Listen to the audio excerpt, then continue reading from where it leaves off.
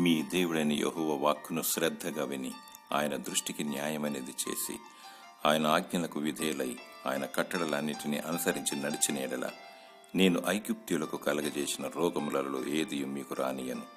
నిన్ను స్వస్థపరచు యెహోవాను నేనే. నిర్గమకాండము 15:26.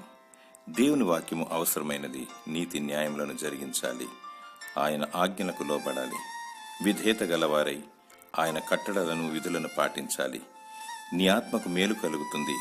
ఆత్మీయమైన జీవం లభిస్తుంది. నీ ఆత్మ నశించిపోకుండా నరకానికి గురి కాకుండా దేవుడు నిన్ను కరుణిస్తాడు. సదాకాలం ఆయనతో ఉంటాము. భూలోకంలో స్వస్థత దయచేవాడు దేవుడే. నీకు విడుదల దయచేసి నిన్ను విమోచించువాడు దేవుడే. దేవుని స్తుతించు. దేవుడు నిన్ను రక్షించి స్వస్థపరిచి దీవించునుగాక. ఆమేన్.